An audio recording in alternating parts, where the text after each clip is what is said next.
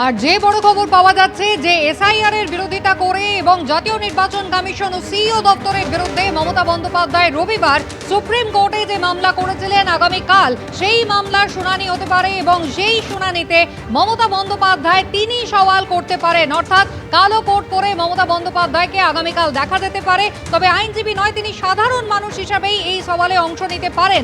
আগেই কিন্তু এই ইঙ্গিত তিনি দিয়েছিলেন। কথা বলবো সরাসরি আশাবুল হোসেন আমাদের প্রতিনিধি রয়েছেন আমাদের সঙ্গে। আশাবুল, এই সম্ভাবনা কতটা প্রবল, কি খবর পাওয়া যাচ্ছে?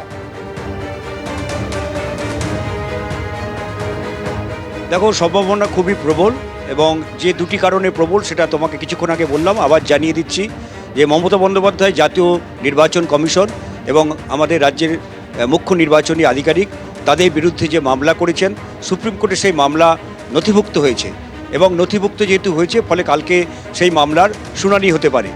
এমনিতেই তৃণমূলের পক্ষ থেকে ইতিমধ্যেই এসআইআর এর বিরোধিতা করে যে মামলা করা হয়েছে ডেরেক ওব্রায়ান, দোলা সেন এবং মহুয়া মৈত্র, তারা যে মামলাটা করেছেন কালকে সেই মামলার এমনিতেই শুনানি হয়েছে। ফলে সেই মামলাটির সঙ্গে মমতা বন্দ্যোপাধ্যায়ের যে মামলা যেহেতু সেটা নথিভুক্ত হয়েছে ফলে সেই মামলা ক্লাবও করে দেওয়া হতে পারে এবং সেই সঙ্গে মমতা বন্দ্যোপাধ্যায় যেহেতু একজন ভিভিআইপি, তিনি জেড প্লাস ক্যাটাগরির নিরাপত্তা পান, সেই কারণে তিনি যদি সুপ্রিম কোর্টে যান একটি নিরাপত্তা সংক্রান্ত ছাড়পত্র লাগে, সেই ছাড়পত্র সুপ্রিম কোর্টের তরফে দিয়ে দেওয়া হয়েছে। ফলে সেই ছাড়পত্র যেহেতু তিনি পেয়ে গেছেন ফলে মুখ্যমন্ত্রী সুপ্রিম কোর্টে যাওয়ার ক্ষেত্রে আর কোনো অসুবিধা নেই, কোনো আইনগত সমস্যা নেই। তিনি যেতে পারেন, সেখানে শুনানিতে উপস্থিত থাকতে পারেন এবং তিনি যদি চান সেক্ষেত্রে তিনি সওয়ালও করতে পারেন। তুমি জানো ইতিমধ্যেই বারবারই মমতা বন্দ্যোপাধ্যায় বলেছেন যে এসআইআর নিয়ে রাজ্যের মানুষের প্রতি যে অবিচার করা হচ্ছে, যে হয়রানি করা হচ্ছে, যেভাবে ভোটার তালিকা থেকে তাদের নাম বাদ দেওয়ার চক্রান্ত হচ্ছে, কমিশনের বিরুদ্ধে তিনি সওয়াল করতে চান। একজন সাধারণ মানুষ হিসাবে তিনি সেই সওয়ালটা করতে চান। ফলে মনে করা হচ্ছে যে সব কিছু ঠিকঠাক থাকলে কালকে মমতা বন্দ্যোপাধ্যায়কে দেখা যাবে তিনি সুপ্রিম কোর্টে তিনি এসআইআরের বিরুদ্ধে, কমিশনের বিরুদ্ধে যে তিনি যে মামলাটা করেছেন সেই মামলা নিয়ে তিনি সওয়াল করতে পারেন। এবং কারণ আইনজীবী হিসাবে তিনি সওয়াল করতে পারবেন না একটি কারণে, কারণ সুপ্রিম কোর্টে আইনজীবী হিসাবে সওয়াল করতে গেলে মুখ্যমন্ত্রী যদিও আইনজীবী হলেও সেক্ষেত্রে সুপ্রিম কোর্টে তারাই সওয়াল করতে পারেন আইনজীবী হিসাবে যাদের নাম সুপ্রিম কোর্টের তালিকায় নথিভুক্ত আছে অ্যাডভোকেট হিসাবে। ফলে মুখ্যমন্ত্রী সেখানে একজন আইনজীবী হিসাবে সওয়াল করতে পারবেন না, যেটা তিনি বারবারই বলেছেন সাধারণ মানুষ হিসাবে সাধারণ মানুষের পাশে দাঁড়াতে তিনি সুপ্রিম কোর্টে সওয়াল করতে চান। সেই সাধারণভাবেই তিনি সেই সওয়ালটা করতে পারবেন যেহেতু তার নিরাপত্তা সংক্রান্ত ছাড়পত্র তিনি পেয়ে গেছেন। সুপ্রিম কোর্টে যাওয়ায় তার কোনো অসুবিধা নেই, সেখানে তিনি উপস্থিত থাকতে পারেন এবং ইতিমধ্যেই মমতা বন্দ্যোপাধ্যায় যে মামলাটি করেছেন আমাদের জাতীয় নির্বাচন কমিশন রাজ্যের মুখ্য নির্বাচনী আধিকারিকের বিরুদ্ধে, সেই মামলাটি নথিভুক্ত হয়েছে, তার শুনানি কালকে হওয়ার সম্ভাবনা রয়েছে।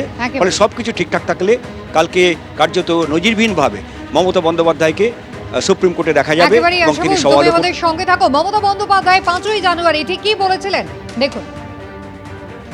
দরকার হলে আমিও সুপ্রিম কোর্টে গিয়ে মানুষের হয়ে আমি প্লিড করব, আমি মানুষের হয়ে কথা বলবো। আমি নট অ্যাজ এ লয়ার যাব, আমি লয়ার আছি, আমি নট অ্যাজ এ লয়ার যাব, আমি একজন সাধারণ নাগরিক হিসেবে আমি তো আমার কথা বলতেই পারি। মমতা বন্দ্যোপাধ্যায় আইনজীবী হিসেবে নন, সাধারণ মানুষ হিসেবে তিনি তো আদালতে দাঁড়িয়ে অন্য মানুষদের যে ধরনের অসুবিধার মুখে পড়তে হচ্ছে, হেনস্থা হয়রানির মুখে পড়তে হচ্ছে এসআইআর এর জন্য, সে কথা তো বলতেই পারেন। 5ই জানুয়ারি কিন্তু ইঙ্গিত তিনি আগেই দিয়েছিলেন যে আদালতে দাঁড়িয়ে তিনি সওয়াল করতেই পারেন। আর গত রবিবার কিন্তু সুপ্রিম কোর্টে মামলা করেছেন মমতা বন্দ্যোপাধ্যায় জাতীয় নির্বাচন কমিশন এবং পশ্চিমবঙ্গে যে নির্বাচনী দপ্তর রয়েছে তার বিরুদ্ধে, সিইও দপ্তরের বিরুদ্ধে, আর তারই শুনানি রয়েছে আগামীকাল। এর আগে ডেরেক ওব্রায়ান, দোলা সেনরা যে মামলা করেছিলেন এসআইআর এর বিরোধিতা করে, সেই মামলার শুনানি রয়েছে আগামীকাল এবং তারই সঙ্গে মমতা বন্দ্যোপাধ্যায় রবিবার করা মামলার শুনানিও আগামীকালই হবে, যেখানে মমতা বন্দ্যোপাধ্যায় নিজে সওয়ালে অংশ নিতে পারেন। সেই সম্ভাবনা কিন্তু প্রবল হচ্ছে। আশাবুল হোসেন আমাদের প্রতিনিধি সরাসরি আমাদের সঙ্গে রয়েছেন। আশাবুল, ইঙ্গিত কিন্তু মিলেছিল 5ই জানুয়ারি। মমতা বন্দ্যোপাধ্যায় শুধু নন, এর আগে তৃণমূল কংগ্রেসের পক্ষ থেকে আমরা দেখেছিলাম আদালতে মামলা হয়েছিল এবং তারই মধ্যে মমতা বন্দ্যোপাধ্যায় রবিবার পৃথক একটি মামলা করলেন নিজে জাতীয় নির্বাচন কমিশনের সঙ্গে বৈঠকের ঠিক আগে, জানিয়ে একেবারে বিরোধীরা তারা সুর চড়িয়েছিল। আর সেই মামলার শুনানিতে আগামীকাল স্বয়ং মুখ্যমন্ত্রী তিনি উপস্থিত থাকতে পারেন।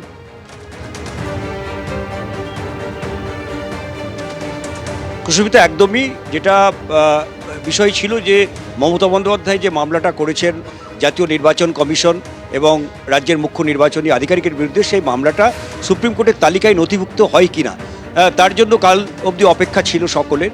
কিন্তু আজকে জানা যাচ্ছে যে মমতা বন্দ্যোপাধ্যায়ের করা মামলাটা সেটা কিন্তু সুপ্রিম কোর্টের তালিকায় নথিভুক্ত হয়েছে এবং ইতিমধ্যেই যে তৃণমূলের যে মামলাটা, সেই মামলাটার শুনানি একমুস্ত হয়ে গেছে।